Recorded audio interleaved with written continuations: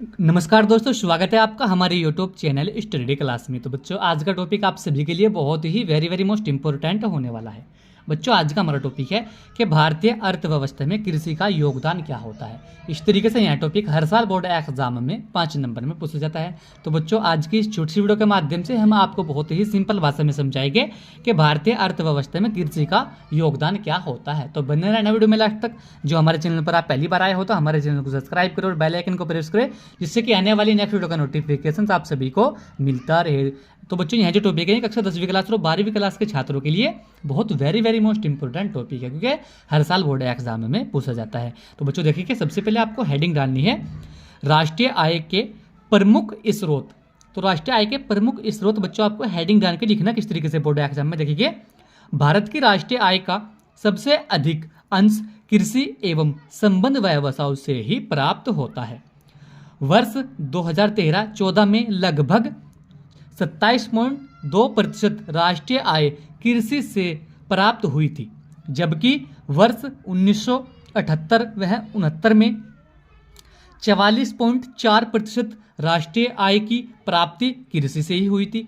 यद्यपि विकास के साथ साथ राष्ट्रीय आय में कृषि का योगदान निरंतर कम होता जा रहा है। तो बच्चों, जो भारत देश है, यहाँ पर राष्ट्रीय आय का जो सबसे अधिक अंश होता है वह कृषि एवं संबंधी व्यवसाय से ही प्राप्त होता है, क्योंकि वर्ष 2013 में 14 में लगभग 27.2% राष्ट्रीय आय कृषि से ही प्राप्त हुई थी, जबकि वर्ष 1978 व 69 में 44.4% राष्ट्रीय आय की प्राप्ति कृषि से ही हुई थी। यद्यपि विकास के साथ साथ, यानी कि यहाँ पर भारत के अंदर जिस तरीके से विकास हो रहा है उसी के साथ साथ राष्ट्रीय आय में कृषि का जो योगदान है वह निरंतर कम होता जा रहा है। यानी कि जिस तरीके से यहाँ पर जनसंख्या बढ़ रही है तो उस तरीके से यहाँ पर कृषि का जो योगदान है वह भी निरंतर कम होता जा रहा है। तो यह भी एक बहुत वेरी मोस्ट इंपॉर्टेंट कृषि का योगदान होता है, क्या, राष्ट्रीय आय के प्रमुख स्रोत। ठीक है, तो इसी तरीके से बच्चों आपको दूसरी हेडिंग डालनी है, क्योंकि यह टॉपिक बहुत वेरी मोस्ट इंपॉर्टेंट टॉपिक है। दूसरी हेडिंग आपको डालनी है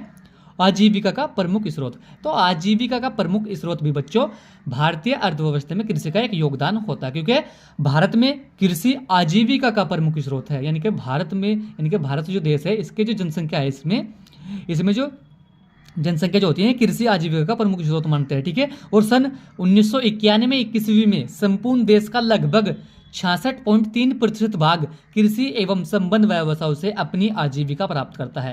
यानी कि पूरे देश में जो जनसंख्या होती है लगभग 56.3% जो जनसंख्या होती है, जनसंख्या का जो भाग होता है वह कृषि एवं उससे संबंधित अपनी व्यवसाय यानी कि अपनी आजीविका प्राप्त करता है। यानी कि अपने जीवन यापन कितने लोग करते हैं कृषि से? 56.33%। कहाँ से? पूरे देश में, भारत में। ठीक है बच्चों, और जबकि ब्रिटेन, अमेरिका, कनाडा आदि देशों में कृषि एवं संबंध व्यवसायों पर निर्भर रहने वाली जनसंख्या का अंश 20% से भी कम है। यानी कि जो देश जैसे कि ब्रिटेन है, अमेरिका, कनाडा, यह आदि जो देश है यह कृषि एवं संबंधी व्यवसायों पर निर्भर रहने वाली जो जनसंख्या होती है इनमें वह 20% से भी कम है। और हमारे देश में कितनी, इनके भारत के अंदर है 56.3% से भी अधिक जनसंख्या जो होती है वह कृषि पर ही अपना जीवन यापन करती है। और जो जैसे कि ब्रिटेन हो गया, अमेरिका, कनाडा, यह जो देश होते हैं इनमें कृषि पर जीवन यापन करने वाले 20% से भी लोग जनसंख्या कम होती है। ठीक है, और देश की कुल जनसंख्या का 77.3% भाग गांव में रहता है, और गांव में मुख्य व्यवसाय कृषि ही है। और जो भारत देश है इसकी जो जनसंख्या होती है कुल, वह 77.3% भाग जो होता है पूरी जनसंख्या का वह गाँव में रहता है, यानी कि गाँव में निवास करते हैं, और गाँव में मुख्य व्यवसाय जो होती है वह कृषि ही होती है। तो बच्चों, ये इसी तरीके से भारतीय अर्थव्यवस्था में कृषि का एक महत्व होता है, क्या, आजीविका का प्रमुख स्रोत। इसी तरीके से बच्चों आपको तीसरी हेडिंग डालनी है। तीसरी हेडिंग में आपको बच्चों लिखना है खनन की पूर्ति का साधन। तो बच्चों, खदान की पूर्ति का साधन भी भारतीय अर्थव्यवस्था में कृषि का एक योगदान होता है। इसमें लिखना किस तरीके से आपको देखेंगे, कृषि व्यवसाय देश की 121 करोड़ जनसंख्या को भोजन तथा 36 करोड़ पशुओं को चारा प्रदान करता है। यानी कि जो भारतीय कृषि व्यवसाय है इसमें देश की 121 करोड़ जनसंख्या को भोजन तथा 36 करोड़ पशुओं को चारा प्रदान करती है। यानी कि भारत की जो कृषि होती है यह 121 करोड़ जनसंख्या जो होती है भारत की उसको भोजन प्रदान करती है, और जो 36 करोड़ पशु होते हैं इनको चारा प्रदान करती है। यहाँ यह उल्लेखनीय है कि भारतीयों के भोजन में कृषि उत्पाद ही मुख्य होते हैं। यानी कि यहाँ पर भारत के अंदर क्या उल्लेखनीय है कि भोजन में यानी कि भारतीयों के भोजन में कृषि उत्पादन यानी कि उत्पाद ही मुख्य होते हैं। ठीक है, यानी कि कृषि में यहाँ पर ज़्यादातर क्या करते हैं, ज़्यादातर भोजन की ही खेती की जाती है, जिससे यहाँ पर जनसंख्या को अच्छी तरीके से भोजन मिल सके। ठीक है, यदि जनसंख्या वृद्धि एवं आर्थिक विकास की आवश्यकता के अनुसार खाद्य सामग्री की आपूर्ति नहीं बढ़ाई जाती है तो देश के आर्थिक विकास का ढांचा कमजोर होता जाता है। तो यदि यहाँ पर जनसंख्या वृद्धि एवं आर्थिक विकास की आवश्यकता के अनुसार, इनके जिस तरीके से यहाँ पर जनसंख्या बढ़ रही है, जिस तरीके से यहाँ पर आर्थिक विकास हो रहा है, उसके अनुसार खाद्य सामग्री ने खाने पीने की चीज़ का अधिक तरीके से वृद्धि नहीं की गई, तो पूर्ति नहीं की जाए तो देश के आर्थिक विकास का ढांचा जो है, यहाँ पर भारत जो देश है इसका आर्थिक विकास का ढांचा जो है वे कमजोर होता जाता है। ठीक है बच्चों, तो यहाँ भी भारतीय अर्थव्यवस्था का कृषि में एक योगदान होता है, क्या, खाद्यान्न की आपूर्ति का साधन। इसी के साथ बच्चों आपको चौथी हेडिंग डालनी है, औद्योगिक कच्चे माल की आपूर्ति का साधन। तो औद्योगिक कच्चे माल की पूर्ति का साधन भी भारतीय अर्थव्यवस्था में कृषि का एक योगदान होता है।